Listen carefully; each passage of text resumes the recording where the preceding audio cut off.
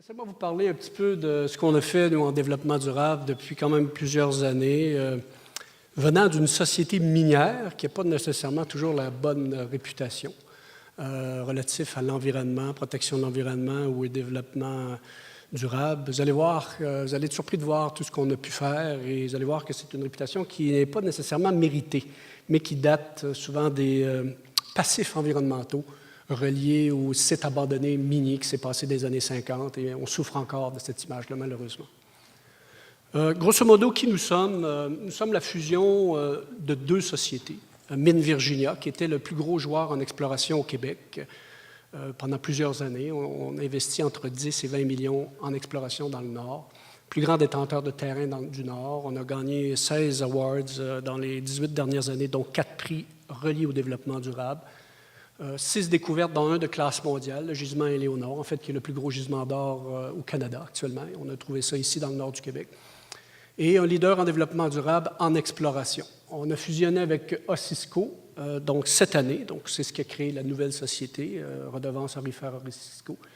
Osisko, qui est une société qui a développé le gisement canadien de Malartic, qui a un investissement d'1 milliard, créé 800 emplois et investi tout près de 200 millions dans la ville de Malartic, puisque la mine était dans la ville. Alors, il y a eu beaucoup d'investissements relatifs à ça. Innovation, mine en milieu urbain, politique d'achat local, leadership en développement durable. Alors, vous aviez un explorateur et un producteur. On a décidé de fusionner ensemble, puisqu'on a hérité tous les deux de royautés de classe mondiale. Alors, je dis souvent, moi, le développement durable, c'est la loi du gros bon sens. Ça commence là. On se pose des questions. Comment peut-on être un bon citoyen? On fait de l'exploration dans le nord du Québec. Comment est-ce qu'on peut respecter les gens qui vivent là, etc., etc., etc. Dans un premier temps, on réalise l'essentiel, ce qui est le plus évident, ce qui est plus facile à faire. Mais au fil des ans, bien, on s'améliore, on peaufine notre stratégie et on s'inspire des bons coups de l'industrie. On consulte des experts, rétroaction et ajustement, de façon à avoir une démarche d'amélioration continue. Jean l'a mentionné tout à l'heure.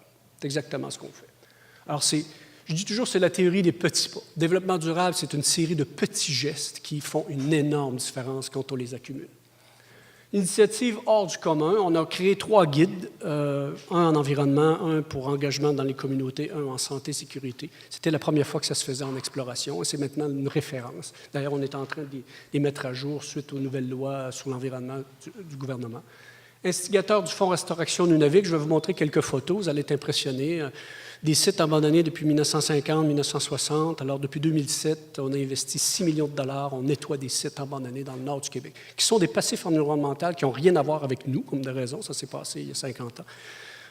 Mais on a décidé, à 30 compagnies, on a mis de l'argent dans un fonds. Le gouvernement a mis de l'argent dans un fonds et on s'est associé aux Premières Nations pour nettoyer des sites abandonnés dans le nord. Alors, c'est vraiment une initiative purement de l'industrie. BNQ 21 000, on en a parlé, Edith en a mentionné, on a fait partie de cela et on a beaucoup aimé, ça nous a permis de nous améliorer. Vous allez voir les améliorations que BNQ 21 000 a permis. Politique d'approvisionnement basée sur le développement durable, 30 de nos évaluations, quand on demande à un foreur ou à une compagnie d'hélicoptères de nous faire une soumission, on évalue la soumission, mais il y a 30 des cotes du pointage qui est relié à ce que ces compagnies-là ont fait en développement durable. S'ils n'ont pas fait de développement durable, ils vont avoir un pourcentage, un total de points beaucoup moins élevé qu'un autre, donc ils risquent de perdre le contrat. Donc, ça force un petit peu nos intervenants, nos parties prenantes à faire du développement durable. Calculateur d'émissions de GES en partenariat avec la chaire Éco-Conseil de l'Université de Chicoutimi. Donc, on a créé quelque chose relativement à ça. C'est la première fois que ça se faisait, encore une fois. Mise sur pied du Fonds Restauration Osisko à Malartic. Alors ça, c'est du Fonds Essor à Malartic, c'est pour aider la municipalité de Malartic à faire un paquet d'améliorations dans la municipalité. Modification des équipements pour améliorer la performance, réduction du bruit, puisque la mine est dans la ville, comme je l'ai mentionné tout à l'heure. Politique d'achat local, entente avec le gouvernement pour la restauration du site East Malartic, qui est un passif environnemental pour le gouvernement, qui n'avait rien à voir avec Malartic, mais on l'a pris en charge. On a dit au gouvernement, on va s'en occuper et on va restaurer ce site abandonné-là.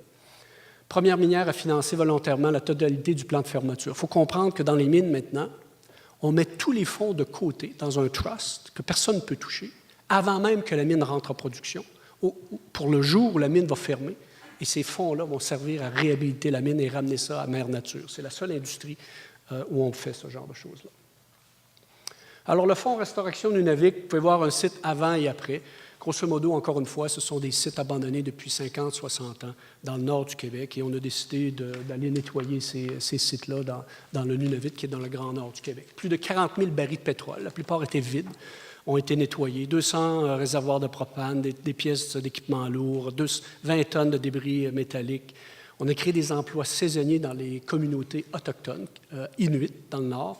On a entraîné des gens de façon à pouvoir nettoyer tous ces sites. Et dépendamment où étaient les sites, on utilisait des gens de différentes communautés. Donc, c'était un très, très grand succès.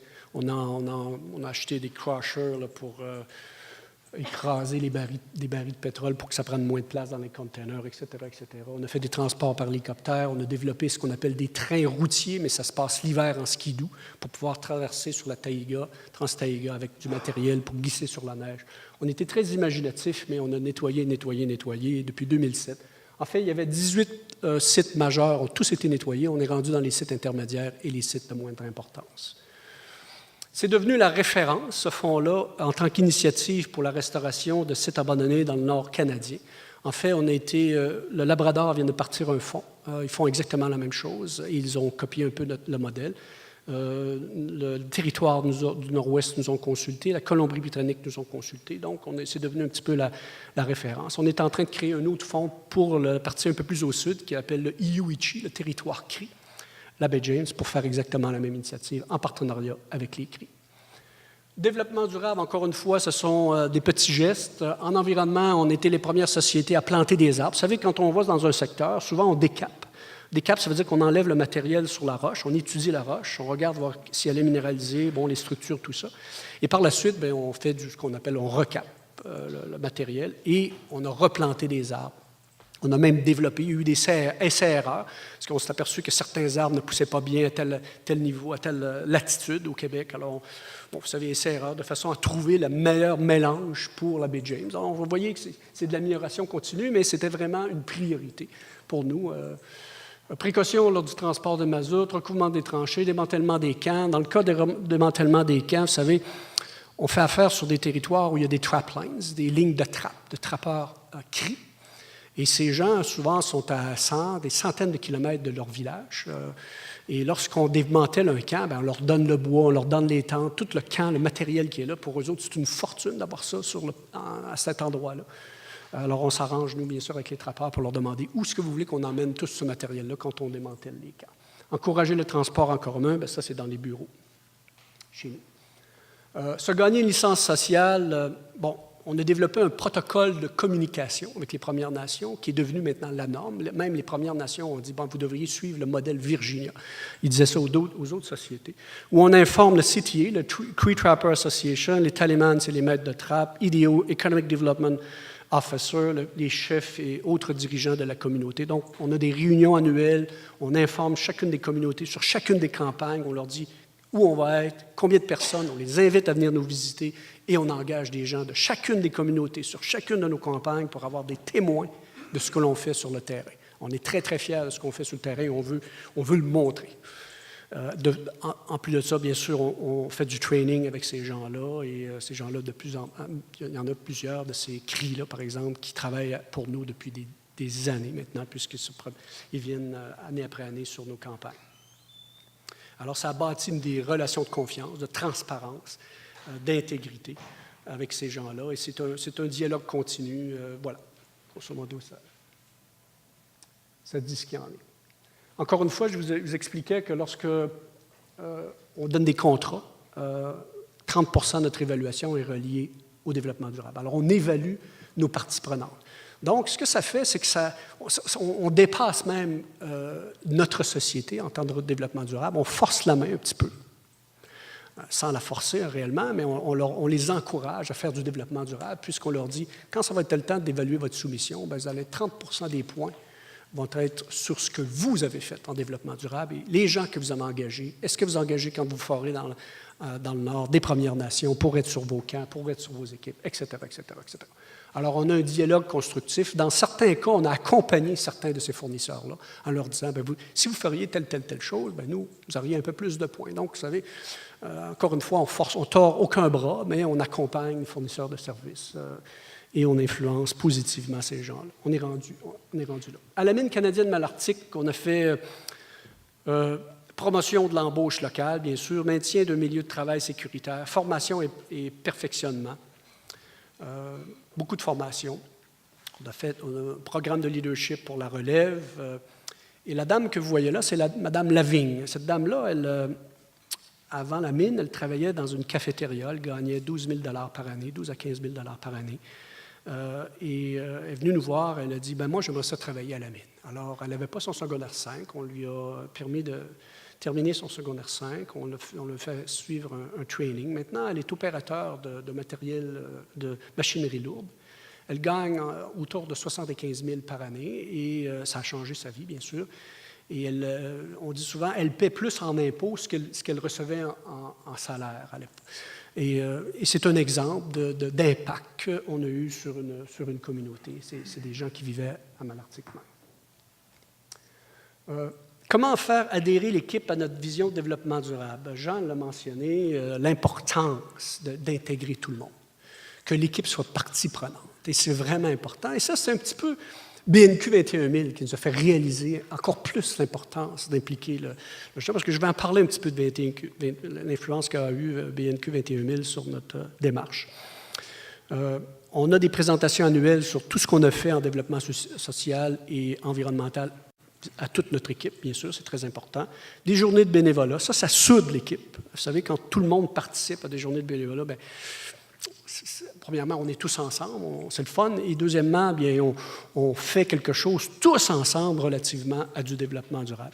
Publication d'un rapport que tout le monde lise et l'adhésion aux fameux 3 guides, les 3 guides dont je vous parlais qui sont très, très importants. Laissez-moi vous parler de ces 3 guides-là.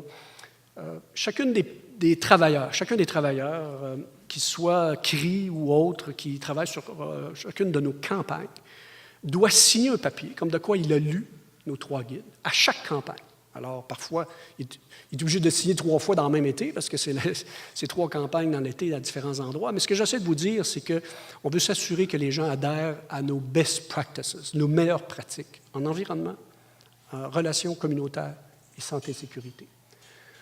Et ces petits livrets-là, on les a fait des bouclettes pour que les gens puissent les emmener sur le terrain dans leur poche. Ça veut dire quoi? Ça veut dire qu'il y en a un là-dedans, c'est santé-sécurité. Ça veut dire s'il y a une attaque d'ours, ou il y a quelqu'un qui tombe dans l'eau froide, il y a l'hypothermie, il peut lire, il peut avoir accès à son petit livret santé-sécurité directement sur le terrain. Il y a un feu de forêt, peu importe ce qui peut arriver. On a toutes sortes de protocoles reliés à ça. Et c'est la même chose pour l'environnement. Vous avez ici les bâtiments qui ont été construits à la ville de Malartic par Osisco. Tout près de 200 millions ont été investis. Alors, vous avez un CHSLM, un HLM, centre de la petite enfance, des écoles, etc., etc. Ce sont des bâtiments entièrement financés, payés par les gens d'Osisco à la ville de Malartic parce qu'on développait une mine tout près de la ville.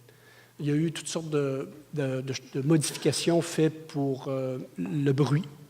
Alors, vous voyez là un peu du caoutchouc en dessous des camions et des grosses pelles, de façon à ce qu'il y ait le moins de bruit possible pour en faire le moins de bruit pour la municipalité qui est tout près. Alors, on a fait partie prenante de l'initiative BNQ 21000. On a adoré ça.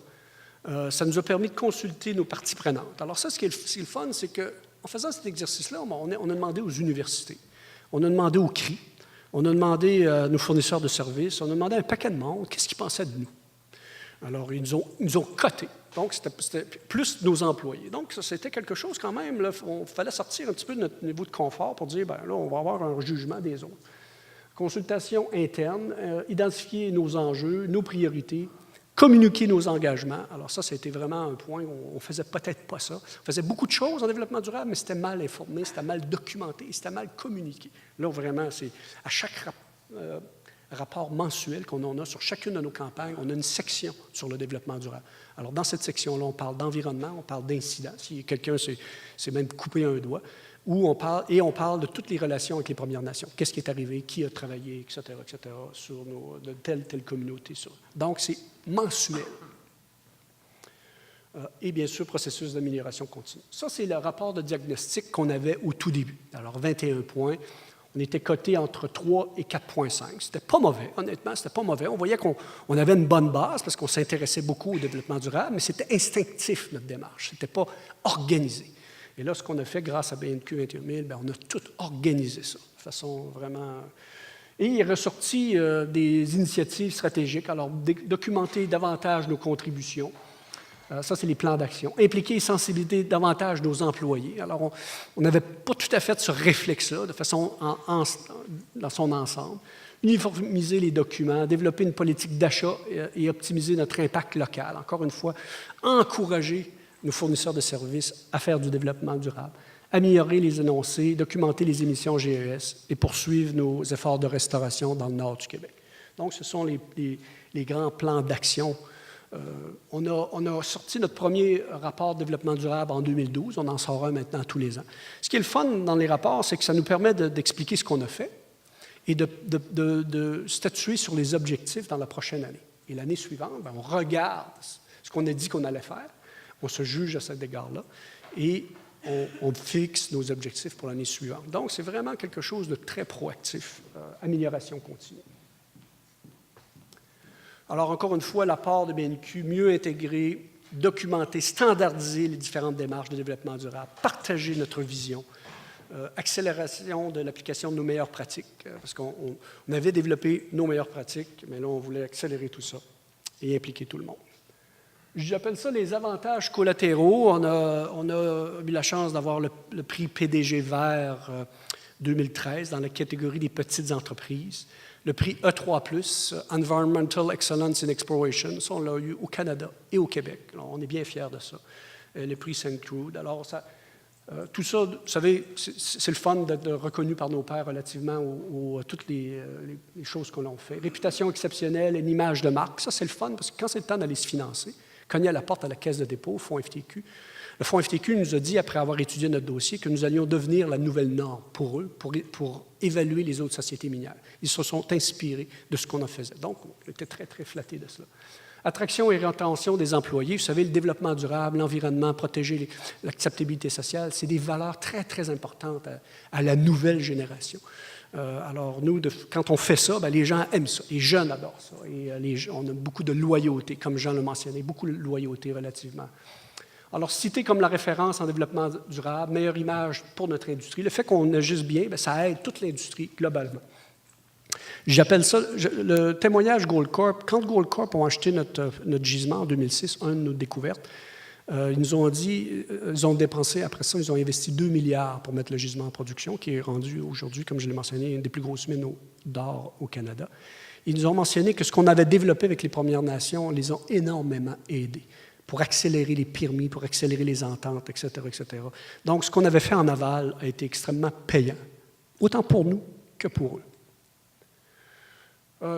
On est en train on fait partie de nouvelles normes de développement durable avec l'Association de l'exploration minière du Québec. Alors, c'est un projet pilote et on accompagne l'association pour se faire un projet de certification pour toute l'industrie, de façon à ce que toutes les sociétés minières de notre industrie adhèrent à cette certification-là.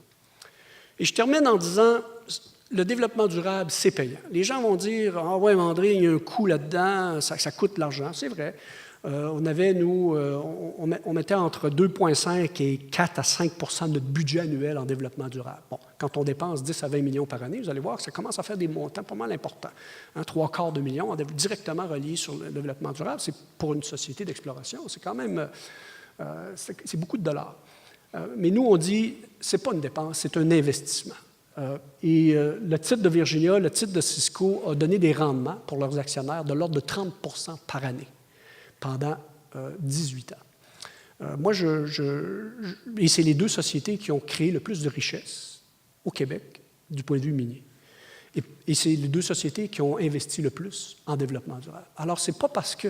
En fait, je pense, moi, qu'il y a une relation directe, c'est-à-dire que plus on investit en développement durable, je pense que plus c'est payant, plus on a une bonne réputation, plus c'est facile d'aller chercher du financement, plus c'est facile d'aller chercher des investisseurs. Et tout ça fait qu'on a une bonne performance et au bout de la ligne, tout le monde est gagnant dans ça. Alors, le coût est plutôt un investissement. Alors, c'est la conclusion. Le développement durable, c'est payant. Bon, pour une petite société, moi, je me rappelle quand on a commencé à vouloir creuser un peu plus à fond ce point-là, on regardait le GRI. Puis là, on s'est aperçu que le GRI, ça n'avait rien à voir avec une société d'exploration minière. Puis là, on s'est dit, par où on va commencer? Maintenant, il y a tellement de normes de certification, il y a tellement d'informations sur le net qu'on peut trouver une démarche qui va correspondre à la grosseur de notre société. Alors moi, je dis toujours, encore une fois, le développement durable, c'est une série de petits gestes qui font une énorme différence quand on les cumule. Ça veut dire quoi? Ça veut dire qu'il ne faut pas regarder ça comme étant l'Everest au jour 1. Il faut regarder ça comme une petite montagne qu'on va monter lentement mais sûrement. Puis rendu à la petite colline, bien, on va monter, après ça, on va monter au deuxième stade, etc., etc. Puis la première fois qu'on va s'apercevoir, après 5 ans, on va être rendu pas mal haut dans le développement durable. Alors, il faut en faire une priorité, comme Edith l'a mentionné, mais une priorité à la hauteur de nos moyens. Moi, je pense que ça prend une personne responsable dans l'organisation. Que ce soit votre personne qui va s'occuper des ressources humaines ou quiconque que vous choisissez dans votre organisation. Puis là, vous allez lui dire, bien, toi, là, tu es en charge du développement durable, puis je veux que tu nous amènes des idées régulièrement. Ça va faire partie de ces... Et le fait qu'on ait une personne dédiée à ça, qui fouille un peu sur le net, qui amène des idées, etc., et que vous, à chaque fois que vous avez un board meeting, un conseil d'administration ou une réunion avec vos employés, vous ramenez ça sur le sujet. Nous, on a une boîte à suggestions chez nous. Dans la cuisine, quand tout le monde mange à la cafétéria, là, dans la cuisine, une boîte à suggestions, puis là, le monde dépose de façon anonyme plein de choses. Puis à un certain moment donné, on a une suggestion, bien, pourquoi que la compagnie ne paierait pas la moitié du transport en commun si on veut utiliser le transport en commun pour venir au bureau? Bien, c'est ce qu'on a fait. C'était une suggestion qui venait d'un employé. Alors maintenant, on paye la moitié du transport en commun pour venir au bureau. Alors quand les gens utilisent ça, alors, je trouve ça le fun parce que c'est des... vous voyez, ce n'est pas grand-chose, mais c'est une petite différence. Encore une fois, que quand on les accumule, fait une énorme différence. Et au bout de la ligne, bien, on fait du développement durable. Donc, moi, je pense qu'une compagnie qui a peu de moyens, qui a peu d'argent, il doit commencer au bas de l'échelle, mais ça prend un jour 1. Je dis toujours, ça prend un jour 1 et une volonté, et qu'on en fasse une priorité, et qu'on ne dévie pas de cette priorité, comme Edith l'a mentionné tant, de garder le cap. Et la première affaire qu'on va s'apercevoir, c'est qu'on va avoir développé quelque chose après un certain nombre d'années, puis on va avoir fait une différence. Et bien, à un moment donné, même, on peut devenir un leader avec tout ça. Alors, voilà. J'ai remarqué une chose de toutes les présentations. On pourrait peut-être s'attendre, quand la question est posée, comment aller chercher de l'expertise, que ça vient d'ailleurs, qu'il y a un expert qui va venir d'ailleurs, puis qui va venir amener ça dans l'entreprise. Et ce que j'ai entendu de toutes vos présentations, c'est que c'est à l'interne de vos entreprises qu'il y a eu des gens qui ont eu, on peut dire un focus, qui se sont posés des questions, puis qu'en posant des questions, ils ont trouvé des solutions, des innovations, tout ça. Donc, je voulais valider avec vous si c'était aussi l'impression que vous avez, que oui, il a fallu aller chercher de l'information à l'extérieur, mais que vous êtes devenus des experts, que vous avez innové, que vous avez trouvé des solutions. C'est l'impression que ça m'a donné vous entendre. C'est vrai qu'il y a beaucoup de choses qui viennent de l'intérieur. Quand on a fait BNQ 21 000, c'est 21 points sur lesquels on évalue la société. On s'est aperçu, nous, que sur les 21 points, il y en avait à peine une quinzaine qui s'appliquaient à nous. Donc, il y avait plusieurs points de BNQ 21 000 qui n'avaient rien à voir avec ce qu'on fait. Alors, il n'y a rien de mieux que nous-mêmes pour savoir qu'est-ce qui se définit comme développement durable par rapport aux activités que l'on fait. Nous étions une société d'exploration. Alors, c'est vraiment hybride. Vous savez, exploration dans le nord du Québec, on ne transforme pas quelque chose, on ne produit pas un produit, comme Jean produit des bains. Bien, nous, on ne fait pas ça. Donc, il y a plusieurs points de BNQ qui n'ont rien à voir avec la production. Qui ne touchait pas. En retour, faire des tranchées dans le nord du Québec puis replanter des arbres, bien là, vous voyez, c'est quelque chose de particulier. Ce qui fait qu'il n'y a rien de mieux que nous-mêmes pour pouvoir déterminer quels sont les critères, les actions qui vont faire une différence, autant sociale qu'environnementale. Alors, il est clair qu'il y a une bonne partie du développement durable qui vient de l'interne. Maintenant, BNQ 21000 nous a réveillés sur le fait qu'on communiquait peut-être pas assez et on ne documentait pas assez ce qu'on faisait. Bon, alors là, on s'est amélioré grâce à BNQ 21000. Mais au départ, je pense que c'est vraiment quelque chose qui vient du fond du cœur, qui vient des valeurs des gens, qui vient des valeurs de la culture et la valeur de l'entreprise. Comment peut-on faire les choses correctement? Comment peut être un meilleur ou le meilleur citoyen sur le territoire? Et je dis toujours, moi, vous savez, moi, je suis dans le domaine minier. Le domaine minier, ce n'est pas toujours la réputation d'être le meilleur en environnement, mais moi, je suis géologue de formation. Pourquoi j'ai été en géologie? Parce que je suis un amant de la nature. J'adore être dehors et dans les territoires vierges, aller faire de l'expérience. Moi, ma vie, moi, c'est être dehors, dans les bois. Alors, qu'est-ce que vous pensez que, à la fin de ma journée, la dernière chose que je veux faire, moi, c'est de laisser une cicatrice à Mère Nature. Je ne veux rien savoir de ça. Donc, je m'organise, je vais organiser toute ma chaîne alimentaire, tout ce qu'on fait comme travaux pour s'assurer que quand on va avoir passé un endroit, ça va être les gens ne verront pas qu'on a passé là. Alors, c'est ce qu'on a développé. Quelque chose, mais encore une fois, ça vient probablement nous chercher en fonction des valeurs, comme j'ai mentionné. Et c'est très important d'avoir une personne dédiée à ça. Nous, on a une personne à temps plein chez nous qui s'occupe du développement durable. Elle ne fait pas que ça, mais elle fait ça à 80 % de son temps. Donc, ça en fait une priorité. Ça en fait. On ne peut pas contourner le focus. On ne peut pas contourner la priorité. C'est ce qu'elle fait. Et elle est là pour nous rappeler, elle est là pour nous stimuler, elle est là pour... et elle amène beaucoup d'idées. Nous, on s'est posé la question, par exemple, comment est-ce qu'on peut compenser nos émissions GES? On n'a pas beaucoup d'émissions GES, mais quand on a un camp, on emmène des barils de pétrole, puis on brûle le pétrole dans nos petites fournaises pour chauffer nos camps à moins 40 l'hiver. C'est normal, tout ça, c'est normal. Mais on fait de l'émission GES en brûlant un peu de pétrole. Alors, on s'est dit, qu'est-ce qu'on peut faire?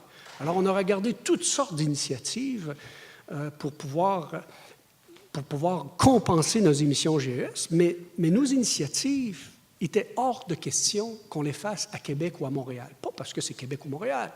Nos émissions GES sont faites dans le Grand Nord. On veut que nos initiatives soient dans le Grand Nord.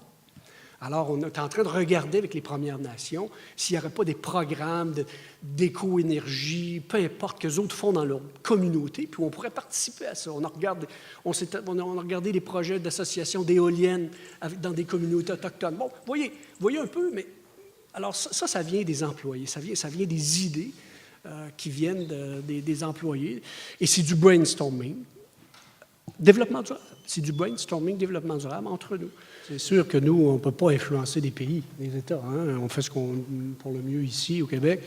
Et vous avez raison. Je pense que ça passe par la Banque mondiale, ça passe par des entités qui prêtent à ces pays-là, en leur disant, écoutez, nous autres, on va vous prêter tant de milliards, mais dans la mesure où vous commencez un programme de réhabilitation pour telle mine, pour telle chose. Alors, ça prend une pression internationale, et vous l'avez mentionné, ce qui se passe à Paris, Kyoto, toutes ces choses-là fait qu'à un moment donné, la communauté dit à tel pays, bien, on est prêt à vous aider, mais dans la mesure où vous fassiez une démarche de développement durable, ce que vous êtes en train de faire, c'est tout le monde entier qui va vous pénaliser, le monde entier, en polluant les océans. Alors, voilà, j'aimerais revenir sur un petit point qui est votre sujet de demain, qui sont quantifier les retombées. Juste mentionner que lorsqu'on a fait, nous, notre première transaction, quand on a vendu notre découverte en 2006, tout le monde financier ont dit que nous avions reçu une prime. C'est-à-dire que la compagnie qui nous a achetés ont payé cher. Et la réponse à ça, moi, c'est que cette prime-là était reliée au fait que nous avions fait une démarche de développement durable